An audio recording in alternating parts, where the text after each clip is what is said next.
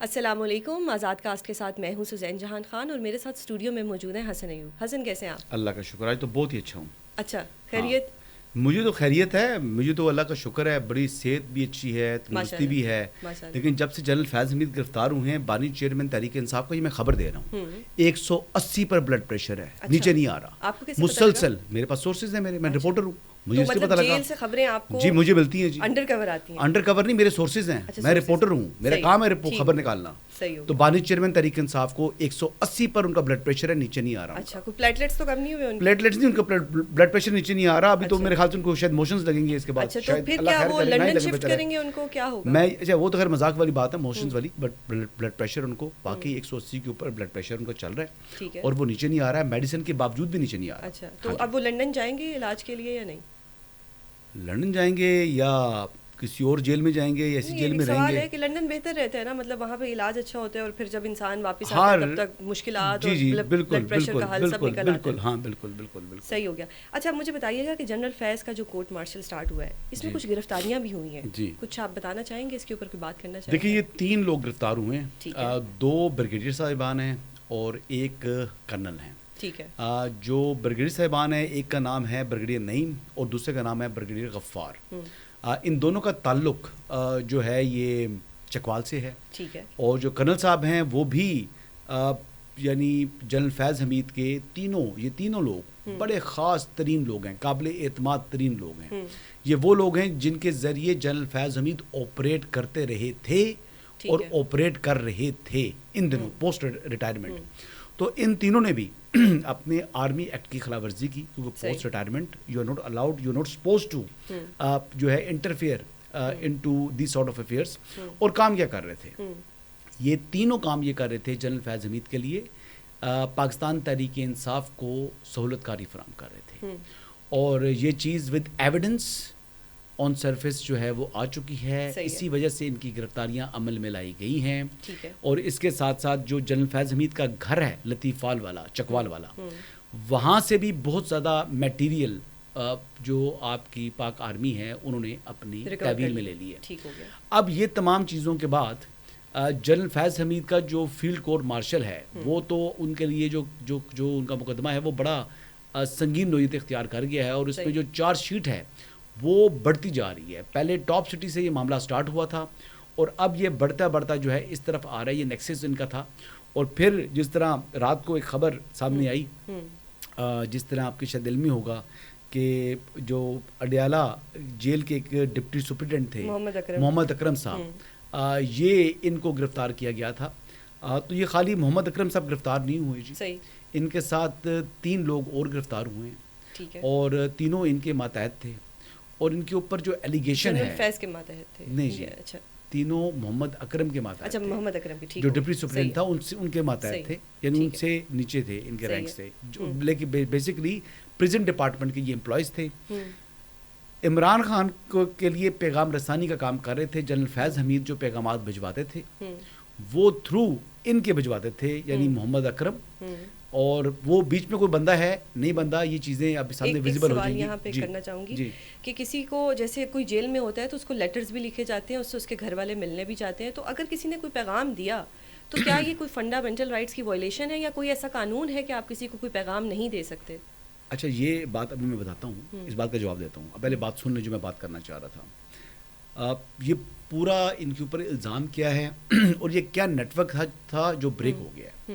Net work یہ تھا کہ جو بشرا بیگم ہیں انہوں نے آپ کے سامنے آپ کے علم ہوگا کہ انہوں نے اپلیکیشن دی ہائی کورٹ میں اور بنی گالا سے اڈیالہ جیل منتقل ہوئیں. پہلے کہا مجھے زہر دے دیا گیا، کبھی کہتے ہیں ہارپک دے دیا گیا. وہ بیسیکلی جانا چاہ رہی تھیں، انہوں نے ان کو پہنچوانا تھا اڈیالہ جیل کے اندر. مطلب یہ پلان تھا، یہ میں خبر دے رہا ہوں، اس کے بعد آپ سارا اپنا تجزیہ کریے گا.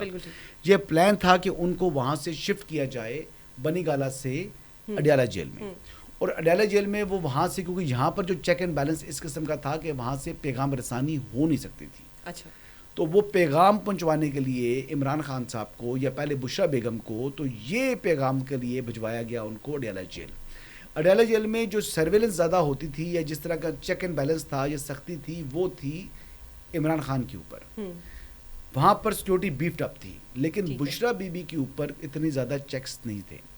تو بشرا بیگم کو تھرو یہ جو محمد اکرم اینڈ اس کے جو 3 لوگ اور تھے, ان کے ذریعے پیغام پہنچتے رہے, اور جب بھی کسی کیس کی سماعت ہوتی تھی اسی وجہ سے بشرا بیگم اور عمران خان ایک دوسرے کے ساتھ کانوں میں سرگوشیاں کرتے پائے گئے ہیں. ٹھیک ہے, میاں بیوی ہیں, کریں, اس کا کوئی مسئلہ نہیں ہے, اس میں مسئلہ نہیں ہے. لیکن جو پیغامات پہنچائے جا رہے تھے وہ جنرل فیض حمید کے پیغامات تھے, اور اس میں کہا جاتا تھا کہ آپ نے یہ اسٹیٹمنٹ دینا ہے, اس بات پر یہ موقف دینا ہے, پارٹی کے لوگوں کو یہ کہنا ہے. جو میں نے اس دن حامد میر صاحب کو کوٹ کر کے کہ وہ اسپون فیڈنگ کر رہے ہوتے تھے کہ آپ نے اس کا نام لینا ہے. جنرل فیض کی بات, ہاں جی, نہیں جنرل فیض حمید نہیں جی, بالکل اسپون فیڈنگ میں نے یہ بات نہیں کی تھی. جنرل فیض حمید آپ کہہ رہے تھے پارٹی کے لوگوں کو کر رہے تھے. یہ میں آپ کو بتا رہا ہوں کہ یہ بشرا بیگم کے ذریعے عمران خان سے براہ راست, میں نے اس دن بھی کہا تھا کہ میں چیلنج کرتا ہوں حامد میر صاحب کو کہ ان کی انفارمیشن درست نہیں ہے. وہ ڈائریکٹلی ان کا جو ہے وہ کانٹیکٹ تھا, اور ڈائریکٹلی کانٹیکٹ ان کا وایا بشرا بیگم تھا, اور بشرا بیگم کے ذریعے ہی تمام کی تمام جو آفیشلی میسیجنگ جو پیغام رسانی چل رہی تھی. باقی یہ معاملہ جس طریقے سے بڑھ رہا تھا, اب یہ دیکھیں کہ وہ کیا کہتے تھے. وہ کہتے آپ نے یہ سٹانس لینا ہے, یہاں سے آپ نے یہ ٹویٹس کرانے ہیں, یہ چیزیں کرنی ہیں. یہ ساری کی ساری جو یعنی ان کو ایک قسم کے گرو والا کام کر رہے تھے کہ وہ تمام کا تمام پارٹی کو کس طرح چلنا ہے, پارٹی کا بیانیہ کیا بننا ہے, موقف کیا رکھنا ہے, کہ تمام کی تمام چیزیں یہ لوگ پیغامات دیتے تھے اور بشرا بیگم کو, اور بشرا بیگم وہ باتیں عمران خان کو بتاتی تھی, اور پھر اس طریقے سے پارٹی چل رہی تھی. اس حد تک انوالومنٹ کا جب پتہ لگا تو یہ بیسکلی ہماری ایجنسیز کے پاس بھی یہ معلومات نہیں تھی کہ یہ کیا میکنزم ہے, کہاں سے یہ چیزیں چل رہی ہیں, کیا ہو رہا ہے. شبہ ان کو تھا. پھر کرتے کرتے جناب اب یہ ہوا یہ کہ معاملات یہ سارے سامنے آ گئے ہیں. اب دیکھیں بریگیڈیئر نعیم, بریگیڈیئر غفار جو ہیں, ان دونوں کا تعلق چکوال سے ہے. یہ دونوں چکوال کے ریزیڈنٹ ہیں, انہی کے شہر کے, انہی کے ساتھ ان کے سارے معاملات چلتے رہے ہیں, اور اتنا عرصے سے یہ جنرل فیض کے ساتھ ہی الائنڈ تھے اور اٹیچ تھے. اب یہ تمام چیزیں اس طریقے سے جب نیٹ ورک سامنے آیا ہے, اور یہاں پر آپ کو یہ بھی بتاؤں کہ ایون کہ عدلیہ کو بھی مینیج کیا جا رہا تھا تھرو جنرل فیض حمید. ٹھیک ہے, اب جنرل فیض حمید جب عدلیہ کو مینیج کر رہے ہیں, یہ تمام چیزیں کر رہے ہیں, تو اب یہ بڑا ہی سویر اور بڑا ہی سنگین قسم کا ان کے اوپر یہ کیس بن چکا ہے. یہ ٹاپ سٹی کا کیس ایک طرف تھا, اب کرتے کرتے اس لیول پر یہ معاملہ آ چکا ہے کہ گاڈ نوز بیٹر کہ اب جنرل فیض حمید کے ساتھ کیا ہوگا. شواہد ہیں, ٹھوس شواہد, ہر چیز کا شواہد ہیں جی, ہر چیز کا ایویڈنس ان کے پاس. تو جس وقت یہ ان کا اسٹارٹ ہوگا کورٹ مارشل, تو یہ ساری چیزیں آن ریکارڈ آئیں گی, ظاہری بات. تو یہ جنرل پبلک کو ایکسیس ہوگی یا یہ ٹوٹلی کانفیڈینشیل یا ان کیمرہ ہوگا؟ جب دیکھیں فیلڈ کورٹ مارشل ہوتا ہے تو یہ میٹر جو ہے وہ ملٹری کورٹ کے اندر ہوتا ہے, لیکن جب اس کے اوپر یہ معاملہ جنرل پبلک تک تب پہنچے گا جب چیف آف آرمی اسٹاف کے خلاف کو جو اپیل ہوتی ہے وہ ایگزاسٹ ہو جائے گی, تو پھر یہ میٹر ہائی کورٹ میں آئے گا. تو ہائی کورٹ میں یقینی طور پر چیزیں پبلک ہو جائیں گی, وہاں پر پھر ان کیمرہ تو نہیں رہے گا. صحیح ہے جی, ٹھیک ہو گیا. مطلب اس میں کچھ بھی ایسا نہیں ہے کہ ان کیمرہ ہو جائے. ایک اور چیز بتائیے گا کہ بانی پی ٹی آئی نے صحافیوں کے ساتھ ایک گفتگو کی, اس کو بہتر آپ کو پتا ہوگا کیونکہ بطور صحافی آپ بہتر جانتے ہیں کہ ان کا پیچھے کانٹیکس کیا تھا یا بات کرنے کا کیا ریزن کیا تھا. اگر آپ بتا دیں کہ انہوں نے کہا جی کہ جنرل فیض حمید اس ملک کا اثاثہ تھے جن کو ضائع کر دیا گیا ہے. ٹھیک ہے, اب وہ اثاثہ تھے, وہ ان کا اثاثہ تھے یا پی ٹی اے کے اثاثہ تھے. اب خان صاحب نے پہلے تو کہا کہ ہمارا تو کوئی تعلق نہیں ہے فیض سے, اب کہتے ہیں جی کہ انٹرنل میٹر ہے. ابھی پھر وہ جنرل فیض کے حوالے سے ان کی جو ہے وہ تعریفیں انہوں نے شروع کر دی ہیں, تو بہرحال وہ بھی شاید انڈر پریشر آ چکی ہیں بے انتہا. لیکن بہرحال آپ کو سوال کر رہی تھی, آپ کہیے, آپ کھل کے سوال کریں, میری خبر ہوگی یہ والی. ٹھیک ہو گیا. اچھا, ایک اگر آپ کو معلوم ہو کہ ایک جس طرح کامیڈینز ہوتے ہیں, کچھ یوٹیوبرز ہوتے ہیں, کچھ کنٹینٹ ایسے بناتے ہیں جو فنی ہوتے ہیں عوام کو ہنسانے کے لیے, اس میں کہیں پہ بھی کسی کی دل آزاری یا کوئی ایسا ریمارک دینا جو اسٹیٹ کے خلاف ہو یا کچھ بھی ایسا نہیں ہوتا. کچھ فنی کانٹینٹس ہوتے ہیں, ہمارے کافی چینلز پہ شام کے ٹائم بہت سے ایسے ہوتے تھے لیکن پابندی لگا دی ہے ابھی بھی. لیکن اگر کچھ ایسا نہیں ہے جس سے کسی کی دل آزاری ہو یا آپ نے کوئی ڈسکرپشن دی ہو, تو کل رات کو اون علی کھوسا ہیں, ایک یوٹیوبر ہیں, وہ بڑے کامک پہ بناتے ہیں چیزیں, بڑی فنی چیزیں ہوتی ہیں.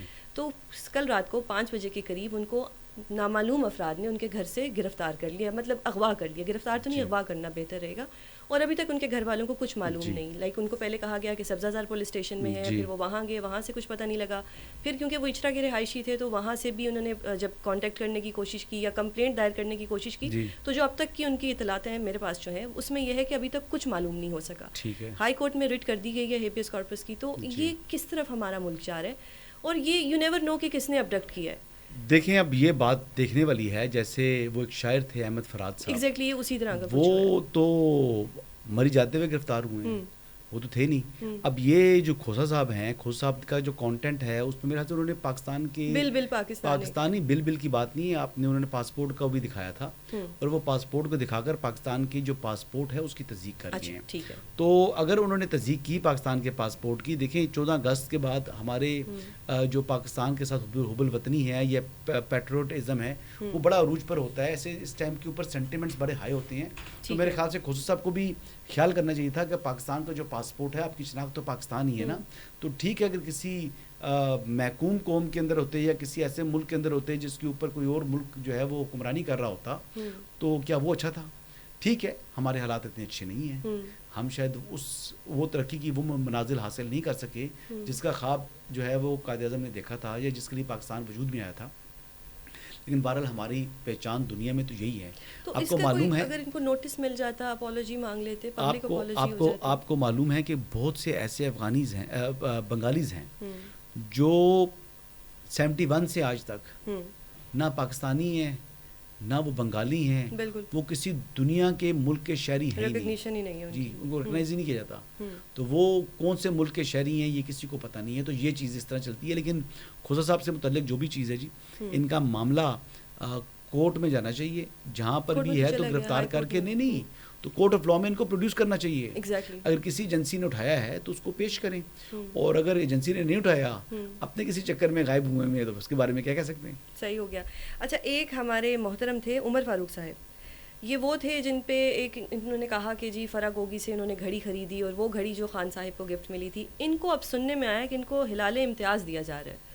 تو ایسا کون سا انہوں نے اچھا کام کیا؟ مطلب مجھے واقعی نہیں پتا کہ ان کو ہلال امتیاز کس بیس پر، یہ گھڑی والے چکر میں یا ویسے ہی؟ دیکھیں جی، وہ گراف کی گھڑی تھی اور خانہ کعبہ کی تصویر لگی ہوئی تھی، اور دنیا میں شاید 2 یا 3 گھڑیاں ہیں. تو وہ پاکستان کو ملی تھی، شاید کسی پاکستانی کے پاس ہی رہ گئی ہے، شاید اس وجہ سے دے رہے ہوں گے، لیکن بہرحال اس کی تفصیلات میرے علم میں نہیں ہیں. لیکن اگر صرف اس وجہ سے دے رہے ہیں تو بہت اچھا کر رہے ہیں. اگر کوئی اور وجہ ہے تو پھر میرے پاس اس کے بارے میں علم نہیں ہے. لیکن اس گھڑی کو اگر کسی اور غیر ملکی نے نہیں خرید لیا، اور پاکستان کو MBS صاحب نے جو سعودی ولی عہد ہیں انہوں نے دی تھی یہ گھڑی، تو وہ پاکستانی کے پاس ہی رہ گئی ہے، تو کم از کم اس بات کی تو مجھے خوشی ہے. اگر وہ اتنے $ملین وہ خرچ کر کے انہوں نے جو وہ گھڑی خرید لی اور صرف پاکستان کو تحفے میں ملنے کی وجہ سے خریدی ہے، یہ تو بہت اچھی بات ہے. لیکن وہ انور پرویز صاحب کو جب برطانیہ میں نائٹ ہوڈ ملی، وہ کس بات پہ ملی کہ لنڈن زو جو تھا وہ فائنینشیل کرائسس میں تھا، تو انہوں نے اس کو پے کر کے جو اس کے جو اخراجات تھے یا کچھ اس کو فائنینشیل سپورٹ کر کے زو بند ہونے سے بچا دیا. تو اس بات کے اوپر کوئین نے ان کو بلا کر، اس وقت کوئین ہوتی تھی، تو کوئین نے انور پرویز صاحب کو نائٹ ہوڈ دی، یعنی ان کو پھر سر انور پرویز کہنا شروع کر دیا گیا. تو یہ جو بھی اس طرح کرے اپنا دل بڑا کر کے اور کمیونٹی کو یا ملک کو یا شہر کے لیے کچھ کرے تو اس کو جو ہے وہ اپریشیٹ کرنا چاہیے. میرے خیال سے اچھا کیا ہے عمر فاروق ظہور صاحب نے جو خانہ کعبہ کی گھڑی جس کو بیچنے کے بعد سے عمران خان کا برا وقت شروع ہوا ہے تو اس کو خرید لیا، اچھی بات ہے. تو ان کا اچھا وقت شروع ہو گیا، مطلب وہ گھڑی لکی چارم تھی ایک. تو بس وہ پھر نہیں بیچنی چاہیے تھی نا عمران خان صاحب کو. عمران خان نے بیچی تھی، بشرا بیگم نے بیچی تھی. نہیں مجھے اس چیز کا اندازہ نہیں ہے. فرا گوگی صاحبہ بیچی تھی، ویسے انہوں نے مجھے بیچی تھی انہوں نے. تو فرا گوگی نے بیچی ہے تو پھر تو بشرا بیگم کے تھرو ہی بیچی ہے نا. وہ گھریلو خاتون، ان کا کوئی لینا دینا نہیں ہے، پردہ نشین ہے، ان کو کوئی لینا دینا نہیں ہے، پیغام رسانی کر رہی تھیں. پھر یہ جو نعیم صاحب اور غفار صاحب کا والا معاملہ شاید ان سے بھی ان کا کنیکشن تھا. پھر آگے سے جناب محمد اکرم سے بھی تمام پیغامات لے کر تو عمران خان کو پہنچاتی تھی. سیاست میں پوری انوالومنٹ تھی. وہ جو ڈکٹیٹ کرتی تھی اس کے اوپر جو ہے وہ پاکستان تحریک انصاف کی سیاست چل رہی تھی، لیکن ہے وہ گھریلو خاتون. ٹھیک ہے جی، چلیں ٹھیک ہو گیا. آپ نے جو کہنا تھا کہہ دیا. آپ نے بھی کہا کہ دل بڑا ہونا چاہیے، تو دل بڑا سے یاد آیا کہ علی امین گنڈا پور صاحب نے اعلان کیا ہے کہ وہ ارشد ندیم کو 50 لاکھ روپے اپنی جیب سے دیں گے، وہ نیشنل ایکسچیکر یا گورنمنٹ کے فنڈ سے نہیں دیں گے. تو یہ ایک بڑی انہوں نے ایک اچھی ایگزامپل قائم کی ہے. جیب سے بھی دیتے، اپنے جیب سے بھی دیتے اور گورنمنٹ کی طرف سے بھی دیتے. کیوں نہ دیتے؟ ٹھیک ہے، بس ٹھیک ہے. تمام ممالک میں تمام جو ریاستیں ہیں، انڈیا ہو گیا، پاکستان، بنگلہ دیش، جب کچھ نہ کوئی کھلاڑی جیت کر آتے ہیں تو وہ انعامات حکومتیں دیتی ہیں. میرے خیال سے بلوچستان گورنمنٹ کو بھی دینا چاہیے اور KP کے گورنمنٹ کو بھی دینا چاہیے. اور میری اپنے پاس سے CM نے دیا نا، گورنمنٹ نے تو نہیں دیا. انڈیویجول تو میں اٹھ کر 5 کروڑ روپے دے دوں، دینے چاہیے. میں دے دوں تو وہ تو میرا ذاتی معاملہ ہے نا. تو کیا ایک اکائی ہے اس ملک کی, اس نے ریکگنائز نہیں کر رہی ارشد ندیم کو؟